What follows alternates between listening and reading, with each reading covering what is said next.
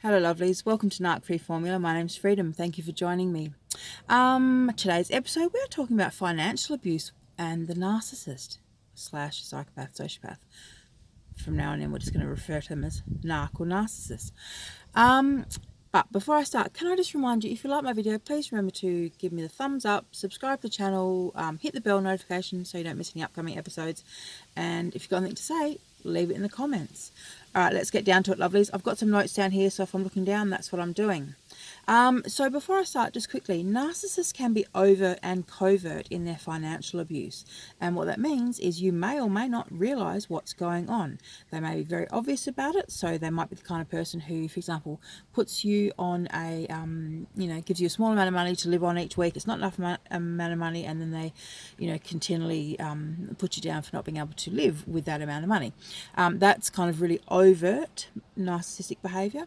Whereas a covert narcissistic behaviour is more like getting a joint account and using that to track your spending and track your every move. Because obviously in an itemised account you can see where someone has been, what town they're in, what shop they've spent money in. So literally it gives you a day, kind of blow by blow of their day, where they were, what they did. So that's the kind of more kind of covert, using it to keep an eye on you. So they use it to keep an eye on you. They use financial abuse to control and manipulate you. They also use it to get you in situations where it's kind of sets you up against the rest of the world. Things like, with the tax department, when they make you, when they coerce you into doing fraudulent things, committing crimes, all of that kind of stuff. That's all financial abuse, and it's all done to make you reliant upon them and your bond and your connection with them. And as I said, to have something to hold over your head later on. So for example, when you don't do what they want, they can then say, well, how does a jail time over blah blah blah sound? And believe me, that's the kind of thing that they do actually do. The love of your life, the soulmate, that's what they do. All right, darlings, so what have we got? As I said, some of them might be quite generous with money, but there's always a price tag. Even if it's just them being able to tell everyone, oh, I bought her this.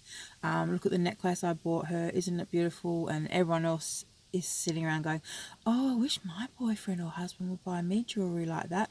That is fuel, okay? That is them using that financial situation to gain fuel from third parties. So it's triangulation as well. It's not, look, out of all the things that they can do, that kind of thing is probably the least of a big deal. Like, who cares if they want to go around bragging about they bought this or whatever? Who cares? But when we're talking about getting you to sign off on papers that are committing fraud with the IRS, now that's a different thing altogether.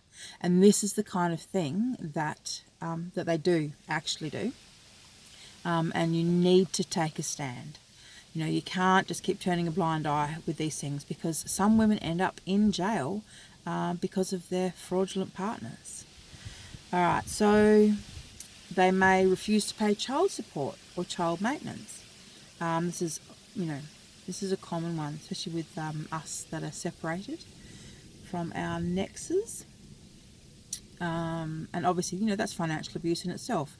When you bring a child into the world, no one expects to be a single parent. And when push comes to shove, you expect that the person that, is the other partner, so the other parent, you expect they're going to pay their way and look after the child, and not that they're just going to leave it on you to do, to do all the child rearing and all the financials. But they do it because they know it puts you under financial stress, so that they know you're going to have to work 2 jobs, or that your standard of living will drop. Or that you may be forced into doing, prostitution or something like that. This is a classic example, actually. I've heard quite a few women say to me that that's what their exes are hoping they will end up having to do. But most of us are a bit more resilient than our nexus give us credit for. All right, so forbid us to have access to money or possession so that we are dependent upon them. So they control the money of the household. They make sure that that we don't have independent access to the money, that we have to go through them, that we don't know what's going on. And they often couch it in the kind of terms that, oh, you don't really understand it, oh, you're just a little woman, and you're not really, maths is not your strong suit, whereas in actual fact it will probably take all about 2 minutes for someone to explain it to us, and then we would understand. If it's really that complicated, which it's not usually, but narcissists like to pretend it is, so that you kind of become your own worst enemy. You end up saying, oh, that's okay, I don't really understand maths, I'm not good at maths, you just take care of the finances, and you become kind of complicit in your own betrayal. I mean, that's what they're doing, they're betraying you. All right, so they may defraud or exploit, your finances or your resources for their financial gain. They are the masters of kind of taking over what you own. So if you have property, if you have nice things, if you have money, if you have assets, if you have any, wealth, when they come into the relationship, they quite quickly will try and gain access and control of your financial resources. They will they may destroy your personal belongings. This is another thing. Okay, so my ex used to do this thing where he would I'm so sick of talking about him. Like most narcissistic pieces of shit, he would destroy things. But I'm really, really sick of talking about him, so I'm not even going to bother. Okay, they may also make sure that all financial assets and all the money, it goes into their name, and make sure that all the debts go into your name. They do this, and in part because they are so reckless and they won't pay the bills, so they because most of them know how many years they can get away with not paying the bills before it catches up. Because they've done this before. This is not their first time at the rodeo. They've done it before. They know kind of how long it'll take before it'll all catch up, and then they'll have to move. They also know, the way the game is played, I suppose. They don't have good credit ratings, and they will destroy your credit rating if you give them half a chance. And that's one of the ways that they'll do it, is by putting all the bills in your name and then not allowing you to pay the bills, and always justifying that that they don't really need the money as much as you do, and blah blah blah. There's always a lot of kind of reasons and excuses why, but in actual fact all it really boils down to is they want the money. What they want to spend the money on is always more important than what needs to happen. So if the bills need to be paid, they don't care. Most of us get left in a lot of debt from our relationships with narcissists. All right, so they may coerce you into selling or signing over assets into their name. As I said, you really do need to take a stand when it comes to property and that kind of thing, because they will get themselves put on the paperwork, even though they weren't involved in the buying of, or the making the money or whatever. Whatever process you went through, whatever hard work and effort you put in to get what you got, whether it was a house, whether it was a certain way of lifestyle and way of living, they don't care about the practicalities. All they know is they have this kind of self-entitled attitude. They know that you have it and they want it, and they will pressure you and coerce you into signing them into half of everything you own. And before you know it, they'll be trying to find ways to push you out of your half. It's really quite, it's quite sordid, really, isn't it? All right, so what else? they may stop you from paying your fines. They may stop you from paying your child support or anything, anything you owe for your other children. They may pressure you into taking out life insurance on yourself, and then proceed to make you feel under threat. Which obviously, that kind of stuff makes people feel really nervous. Like, taking out life insurance is one thing, but taking out life insurance when you've got a partner who's acting violent, who's acting strange, and you're getting all these kind of intuitive warnings. I mean, that's nerve-wracking. That creates anxiety, makes people really stressed and paranoid. So with the banking, they often won't allow you to see the records of the banking. So they'll get it put in their name, they'll get it sent to a post office box, or they'll make sure they check the mail first, or they'll, they like to keep you in the dark when it comes to the finances. And as I said, because they know knowledge is power. They know that if you don't know what's going on, that they'll be able to get away with so much more.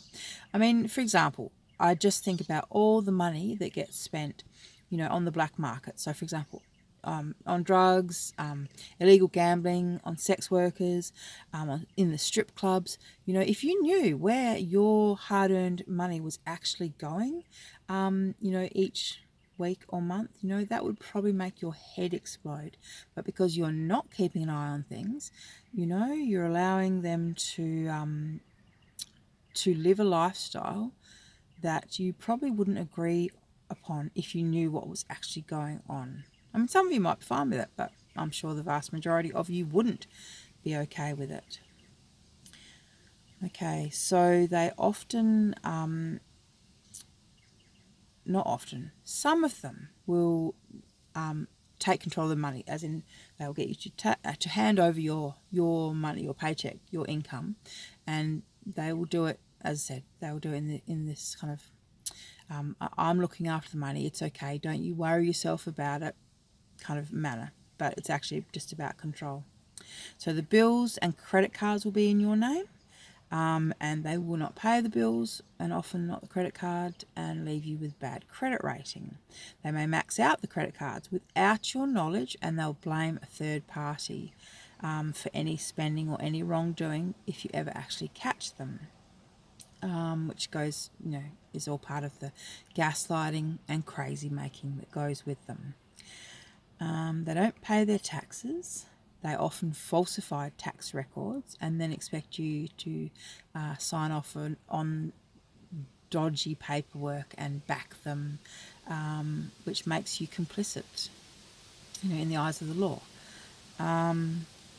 They may make changes to your financial situation and expect you just to kind of trust them. They don't want to they don't want to consult with you, they don't want to communicate about, what's going on. A lot of women just don't know what's going on with their finances, and they just assume that everything's okay. But, you may get a real shock. When push comes to shove, you might get a real shock. Okay, when it comes to budgeting as well, they, you may be forced to may be forced to live on a really small amount of money, or they may make you spend excessive amounts of money on them and then less on yourself and less on the family. For some people, the way the money goes is the narcissist wants comes before everyone else's needs. So, for example, they smoke cigarettes, drink alcohol, go gambling, that kind of thing, those kind of wants go before the kids' needs for school uniforms or, new shoes or that kind of thing, because they're not responsible. They don't care. They just don't care about that kind of thing at all. Now, this is the other thing, is that when it comes to your ability to earn money, they will also control that. So what I mean by that is they may stop you from studying, stop you from working, They may make it hard for you to work if you do have a job. So they may turn up to your work. They may cause problems with your work. Like I said, they may, coerce you into committing crimes at your work, stealing from your work, when they need extra money. There's lots of things that the narcissists do, and because they are so coercive and because they are so manipulative, because women feel like they don't have an option, they end up doing really silly things. And sometimes they get caught, sometimes they don't, and good on them, half their luck, and that's great. But sometimes they do get caught, and that's it's really sad when people end up in jail from loving the wrong person, basically. Okay, so getting back to the work thing, they may harass you at work. They may threaten your actual job, by turning up to work, calling repeatedly, harassing you. That's another thing that my ex used to do, turn up to my job. Literally, I had people, other work colleagues about to call the police, because he was raging at my work. But because I was so used to kind of that level of domestic violence, I would, say, oh, no, it's okay, and stop them from calling the police. In hindsight, I wish to God someone would have just called the police, not said they were going to call the police. So you may lose your job or get fired because of them. And believe me, that is part of their plan. They do not want you independent. Although they may want your money, they don't want you independent. They want you totally reliant upon them. Let me just quickly check my notes here. Yeah, so basically the bills are in your name, credits in theirs.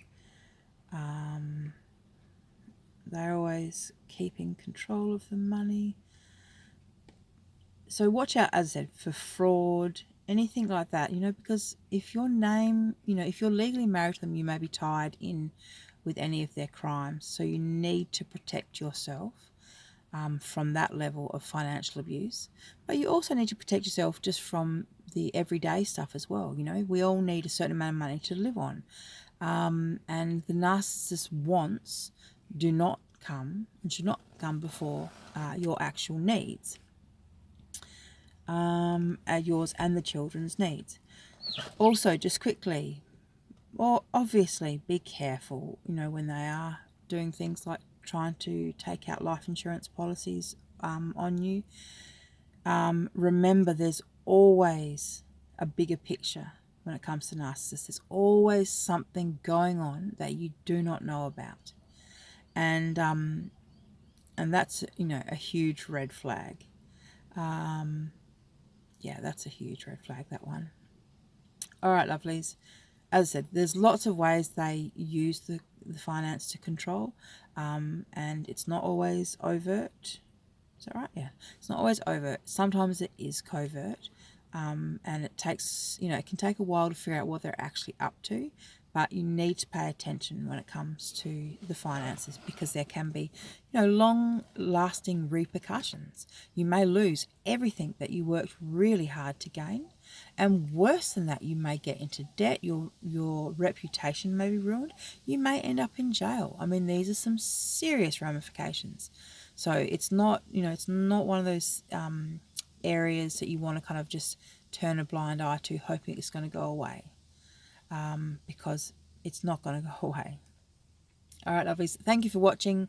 Before I go, just remember, if you want to have a one-on-one consult with me, the link will be in the description box.